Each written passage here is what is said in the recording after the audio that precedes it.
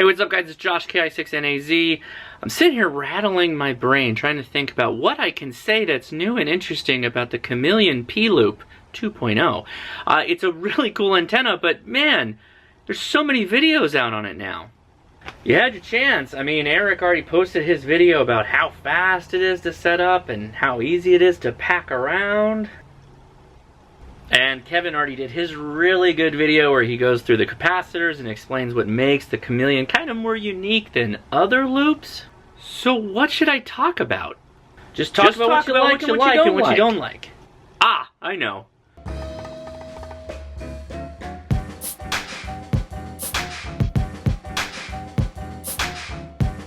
So let's get the easy stuff out of the way first. The Chameleon P-Loop is a 10 meter through 40 meter antenna. It supports 10 watts on CW and 25 watts on single sideband.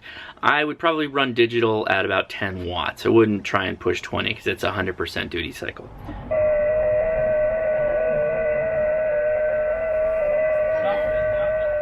They do sell a compensator, power compensator, that attaches to the side of the tuning box where the coax connects for the outer loop. With the compensator, that bumps the power output up to 30 watts on CW or 60 watts on single sideband. I have ran FT8 on 25 watts and 30 watts using the power compensator, and the antenna still works. The kit itself, the stand, the mount, the tuning box, the connections, everything about the kit is very well made. I thoroughly enjoy this antenna. From its setup point of view, it is no harder than opening up the bag, set the tripod up, attach the vertical mount with the rubber grip, attach the tuning box, and you're pretty much off to the races once you connect the inner loop and the outer loop. It's very easy to set up. The provided coax includes two ends that are PL259, and they have common mode chokes along the upper portion, which is the portion that should connect to the inner loop. I have deployed this antenna in hotel rooms, out in parks. I took it on a SOTA activation. You name it, I pretty much have this antenna in my trunk in my car nowadays, just because of how simple it is to set up.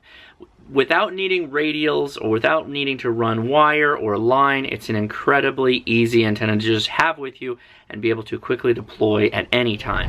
November Alpha Zulu, November Alpha Zulu, November Alpha Zulu. QSL, QSL. Okay, it's Joseph. Is that your name over? Negative. Name here is Josh. Okay, I've got Kilo India 6, November Alpha Zulu, roger. QSL, got it. Thank you, perfect. Thank you so much. Okay, very good there. Okay, you got any comments? Any comments for the net yet over? No, just thank you. Been listening to you guys. I'm set up here, Bolsa Chica Beach in Southern California with KX2 on a mag loop. Just glad I could make it out to Hawaii. Yeah, you make it into Hawaii, no problem there, my friend. Sounding just great there, no problem there. Okay, you take care, everything's aloha, and you have a beautiful day there. QSL? QSL, 7-3 to the net. Thank you for running the net. The only issue I had with the antenna was due to the tuning box, and let me go into a little bit of detail on this. The outer tuning wheel is basically a reduced clutched rotation, meaning your small minute movements are actually reduced even further on the tuning inside on the capacitor. You want this because with such a high Q antenna, meaning that sweet spot where you're trying to get the antenna into, with that sweet spot you have very little adjustment on those fans on the capacitor. So having a reduced drive allows you to have a little bit more movement, physical dexterous movement, without just causing those capacitors to fly all over the place. The issue with that is the mount for it is a small Allen key that is basically a set screw inside the centerpiece for the capacitor. In my case, something happened. I don't know what it was, if this came from the factory or not, but I could just sit there and spin the wheel, and I never came to the stop because it was never actually engaging the capacitor. Easy fix. I opened the box, found where the hole was in the drive to where it lined up with the set screw, and I just tightened it down. Really simple. Now, I will caution, this is a sensitive piece of kit here inside the box. That's why it's in a waterproof box. You're not really supposed to open it. I didn't put any appreciable amount of torque to it, but I do know now that this is a thing that you may want to be knowledgeable of, that your antenna most likely isn't broken if it just spins and spins and spins. You might want to open it up and check that. One of the reasons why you might want to look towards a loop antenna like this is its small footprint, obviously, that it takes up. But another good reason is that it's horizontally polarized in the way it is set up.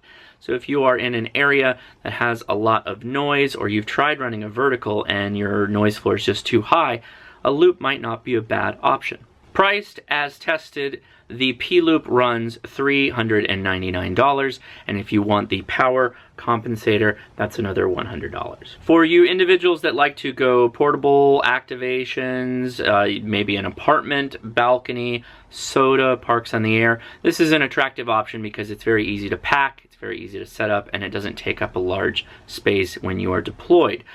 Due to the somewhat power restriction of the antenna, you would be good to focus on things like CW, or get into areas where you know you're going to be able to get out a little bit further depending on geographic situation. Maybe on the top of a mountain, for instance. Just as a reminder, with all loops, they function in both an NVIS and a low takeoff DX. And everywhere in between because of the nature of the loop itself, right? So you have a pretty good chance of working local comms as well as a little bit further out for DX, which is great. Worth a clarification point is you have to know going in that magnetic loops are going to require you to retune them often.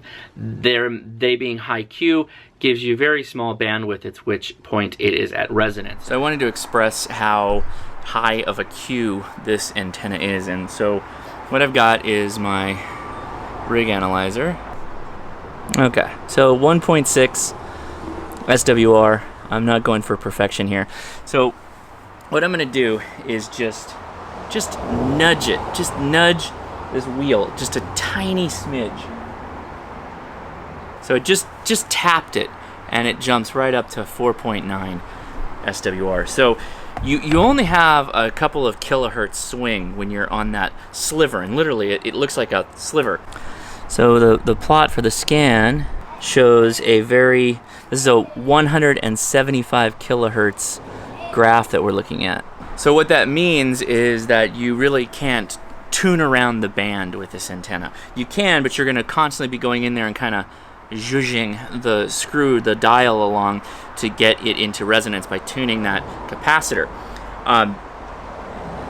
Your call on whether that's something you want to do or not. That's just the reality of a loop.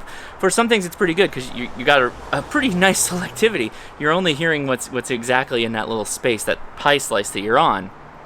It makes, however, finding frequencies, if you have that whole band you're swinging through, a little bit more difficult. 40 is not bad, though, because 40 is kind of a small slice of the band anyway, at least if you're a general. One final little thing. Your feed line is really important with a loop. Generally, I like to leave it sitting over in the front like this, or I put it behind the loop and I use Velcro on the back strap here so that it's behind the vertical stay or the arm. What you don't want to do is ever have your coax sitting like that, where it's up against this outer loop. So be very careful when you're using this. Don't ever let it sit up against the outer loop. Okay? Make sure it's on the front, like this, which is not secure. If it shakes around, it's going to do whatever. Or go to the back, route it with Velcro down the shaft of the stand. For all my reviews, I give it a would I buy it or would I not buy it. In my case, I would buy this. I like this loop. If you're interested in loops, I think this is the better showing in the market space.